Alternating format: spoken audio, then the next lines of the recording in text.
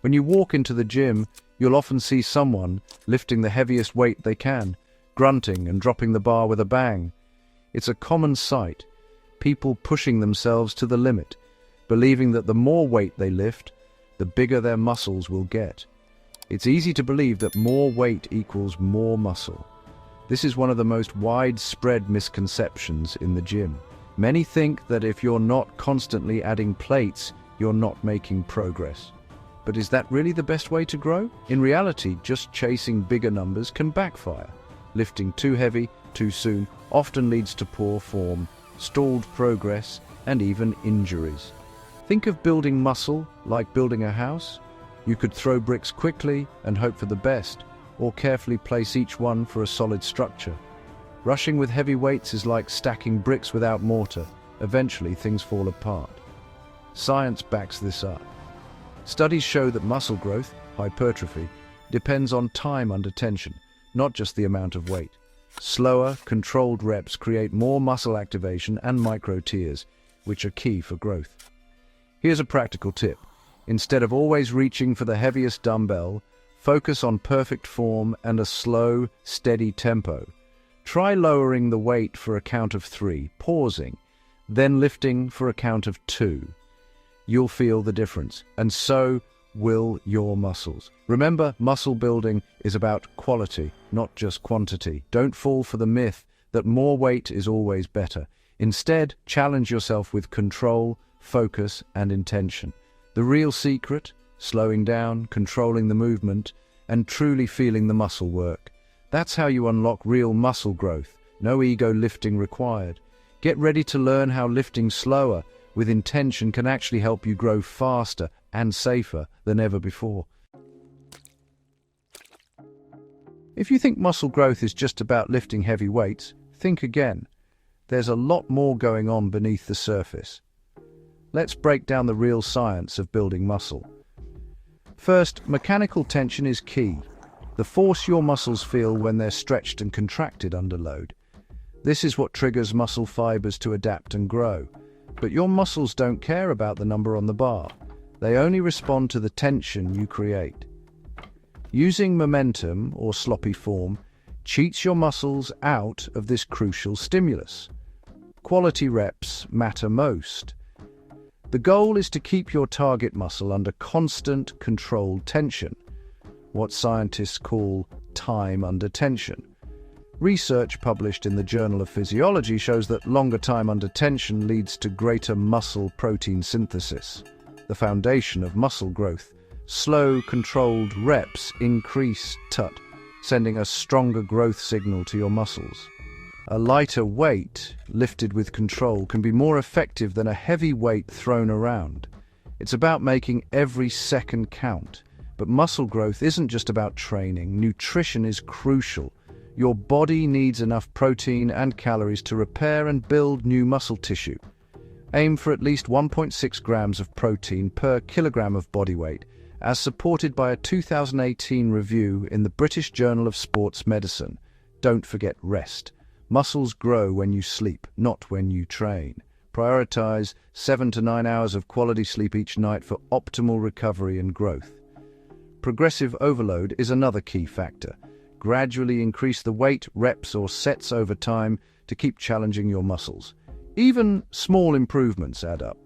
And yes, genetics play a role. Some people build muscle faster than others, but everyone can make progress with the right approach. Studies show that consistency, smart training, and recovery can help you maximize your genetic potential. Take action. Focus on controlled reps, eat well, rest plenty, and track your progress. Listen to your body and adjust as needed. With these factors in place, you'll unlock your true muscle-building potential. Let's dig deeper into the science of mechanical tension and time under tension, two of the most powerful drivers of muscle growth. Imagine your muscle fibers as thick ropes. When you lift, you're pulling on these ropes, and the more you challenge them, the stronger and thicker they become. But if you lift too quickly, you create dead spots, moments when the ropes go slack and your muscles miss out on valuable tension. Research shows that slow, controlled reps maximize time under tension, keeping those ropes taut and your muscles fully engaged from start to finish. No cheating, no shortcuts, just pure, continuous muscle work. This is where the magic happens. Studies have found that sustained tension triggers greater muscle protein synthesis, which is essential for growth. Here's how to apply it.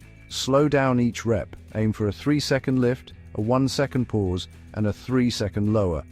That's 7 seconds of tension per rep. 8 slow reps now take 56 seconds, almost triple the tension time of fast reps, which might only last 20 seconds. Even with lighter weights, this extended tension leads to greater muscle activation and growth, as proven by EMG studies. Muscles respond best to sustained, quality tension, not just peak force or heavy loads. So next time you train, focus on slow, deliberate reps. Count your tempo, feel the stretch, and keep the tension alive.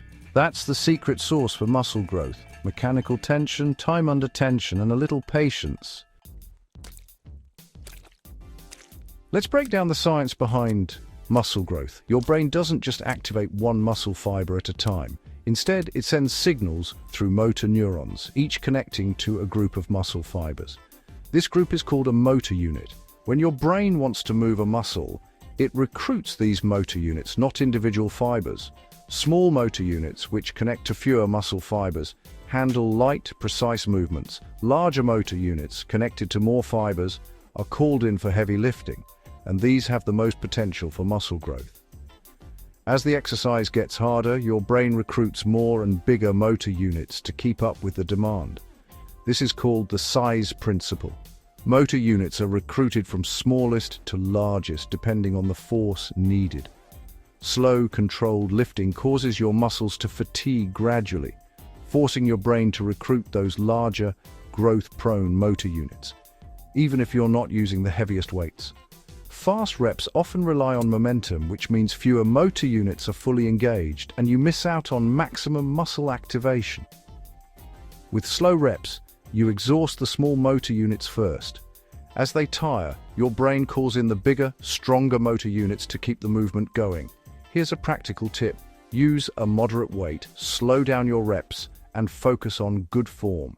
Train close to failure to ensure you're recruiting those big motor units, but always prioritize safety and control. Remember, it's about maximizing muscle recruitment, not just moving the weight from point A to B. Work smarter by targeting more motor units, increasing time under tension, and focusing on technique over brute force. That's the real secret to unlocking muscle growth, recruiting every motor unit you've got every time you train. Every lift has two parts: lifting, called the concentric phase, and lowering, known as the eccentric phase. But did you know that science shows the eccentric phase is where most muscle growth happens? Most people focus on lifting, but research published in the Journal of Strength and Conditioning shows that muscles experience greater tension and micro tears during the lowering phase. The lowering phase is a muscle-building powerhouse. For example, elite athletes often use slow negatives to break through strength plateaus. Lowering slowly stretches your muscle under tension, which increases muscle fiber recruitment and leads to more growth. This controlled micro-damage is exactly what triggers your body to rebuild stronger muscles. You're actually stronger during the eccentric phase, which means you can handle more weight and create more stimulus for growth. Don't waste this opportunity by letting the weight drop. Control it, and you'll see the difference. Studies show that slow negatives can double your workout's effectiveness compared to fast reps. Make the lowering phase the star. Take 3 to 5 seconds to lower the weight. Try it in your next set and feel the difference. You'll feel a new kind of burn and see better results. Master the negative, and you'll break through plateaus, just like the pros and the science say. Let's take a closer look at why slow, controlled lifting is the safer path to muscle growth for everyone, from beginners to seasoned athletes. Heavy, fast reps can lead to jerking, poor form, and a much higher risk of injury. In fact, studies show that over 60% of weightlifting injuries are linked to poor technique and lifting too much too quickly. Slow, controlled reps use lighter weights, focus on form, and build a strong mind-muscle connection.